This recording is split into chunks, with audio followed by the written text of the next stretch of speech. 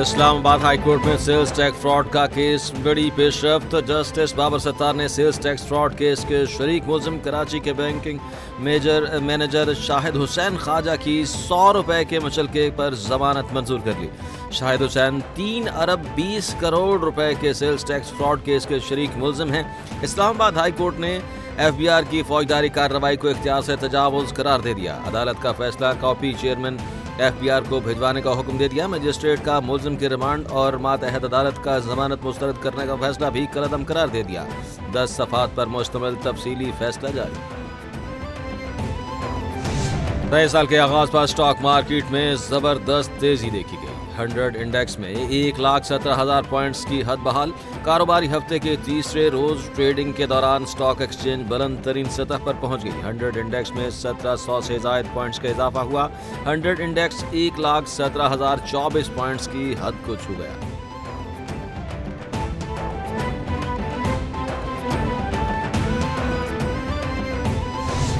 نیا سال نئے عزم اور نئی امیدوں کے ساتھ 2025 کا پہلا سورج طلوع ہو گیا. پاکستان میں امید کی نئی کرنوں سے روشن ہوا. کراچی، لاہور، اسلام آباد، پشاور اور ملتان میں پہلے سورج کے طلوع ہونے کے خوبصورت نظارے دیکھے. اس موقع پر ملک کی ترقی، خوشحالی اور امن و استحکام کے لیے خصوصی دعائیں بھی کی گئیں. شہری کہتے ہیں کہ دعا ہے کہ نیا سال دنیا بھر میں پاکستان کی سربلندی کا سال ہو. صدر مملکت آصف علی زرداری کے نئے سال کے آغاز پر پاکستان قوم اور عالمی برادری کو مبارکباد. صدر مملکت نے سال نو کے آغاز پر قوم، ملک کو ترقی اور خوشحالی کی جانب دعا دی. صدر اعظم زرداری نے کہا کہ دعا ہے کہ نیا سال پاکستانی قوم کے لیے امن و استحکام، ترقی، خوشحالی لے کر آئے. نیا سال ترقی و خوشحالی اور عالمی سطح پر امن و استحکام کا سال ہو. ملک کو درپیش چیلنجز سے نکلنے کے لیے یکجہتی، نظام، نظم و ضبط، مسلسل محنت اور لگن کے ساتھ کام کرنا ہوگا.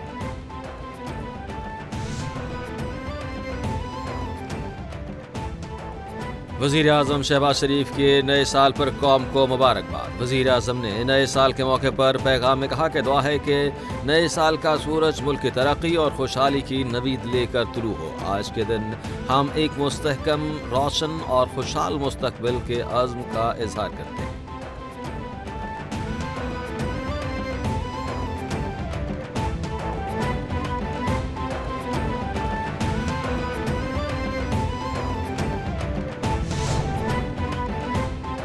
قائد حزب اختلاف قومی اسمبلی عمر ایوب کی نئے سال پر قوم کو مبارکباد. عمر ایوب نے سال نو کے آغاز پر ملک و قوم کی ترقی اور خوشحالی کے لیے دعائیں کی. کہا کہ انشاءاللہ سال 2025 حقیقی آزادی کا سال ثابت ہوگا. ملک میں قانون کی حکمرانی اور آئین کی بالادستی کے قیام کے لیے جدوجہد کرنی ہے. دعا ہے کہ نیا سال پاکستان کے لیے امن اور رحمتوں کا سال ثابت ہو.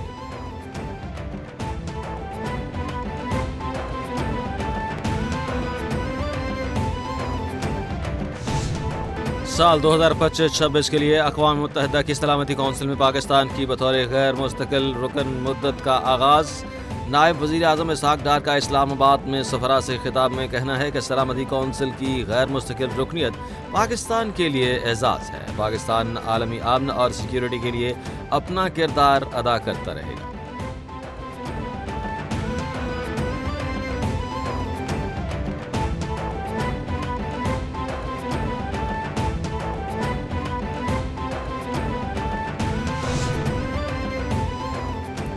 نئے سال کا تحفہ. حکومت نے پیٹرول اور ڈیزل مہنگا کر دیا. حکومت نے پیٹرولیم مصنوعات کی قیمتوں میں اضافہ کر دیا. پیٹرول کی قیمت میں 56 پیسے فی لیٹر اضافہ. نئی قیمت 252 روپے 66 پیسے فی لیٹر مقرر ہو گئی. ہائی سپیڈ ڈیزل کی قیمت میں 2 روپے 96 پیسے اضافہ کیا گیا. نئی قیمت 258 روپے 34 پیسے فی لیٹر مقرر کر دی گئی. وزارت خزانہ کی جانب سے نوٹیفیکیشن جاری کر دیا گیا.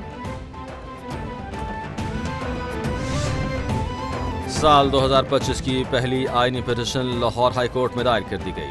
لاہور چڑیا گھر کا ٹھیکہ نجی کمپنی کے سپرد کرنے کا اقدام چیلنج کیا گیا. درخواست جوڈیشل ایکوٹزم پینل کے وکیل اظہر صدیق کے توسط سے دائر کی گئی. حکومت پنجاب، محکمہ وائلڈ لائف اور محکمہ جنگلات کو فریق بنایا گیا. درخواست میں موقف اپنایا گیا کہ عدالت چڑیا گھر کو نجی انتظامیہ سے واپس لینے کے احکامات صادر کرے. عدالت چڑیا گھر میں اضافی فیسوں کی وصولی روکنے کا بھی حکم دے.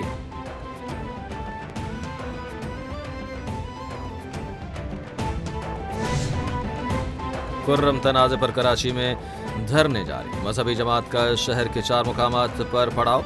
नुमाइश चुरंगी, अबुल हसन इस्फहानी रोड, कामरान चुरंगी और वाटर पंप पर धरना। ट्रैफिक पुलिस के मुताबिक नुमाइश चुरंगी, कामरान चुरंगी ट्रैफिक के लिए मुकम्मल बंद। सोहराब गोड से वाटर पंप जाने वाला रोड ट्रैफिक के लिए खुला है। दूसरी मजहबी जमात का गुलभाई और औरंगी टाउन में धरना जारी है। शहराय औरंगी टाउन पर 5 से बनारस आने वाला रोड भी ट्रैफिक के लिए बंद।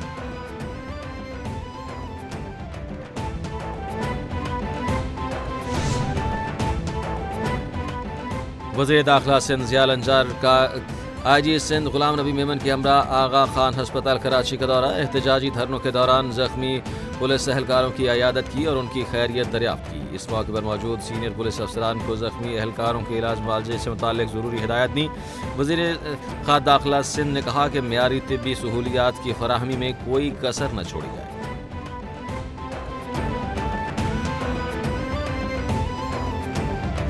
आलमी जरीदे वाशिंगटन पोस्ट ने पाकिस्तान में दहशतगर्दी और टारगेट किलिंग में भारत का घिनौना किरदार बेनकाब किया। वाशिंगटन रिपोर्ट के मुताबिक भारत दहशतगर्दी कार्रवाइयों के जरिए टारगेट किलिंग में मुलव्वस है। भारतीय एजेंसी रॉ ने उजरती कानून और अफगानी हथियारों के जरिए पाकिस्तान में 6 अफराद की टारगेट किलिंग करवाई। भारत ने अमेरिका, कनाडा और मगरबी ममालिक में वामराए अदालत कत्ल किए। कैनेडियन हुकाम ने भी भारतीय सफारतकारों और रॉ की दहशतगर्दी को बेनकाब किया।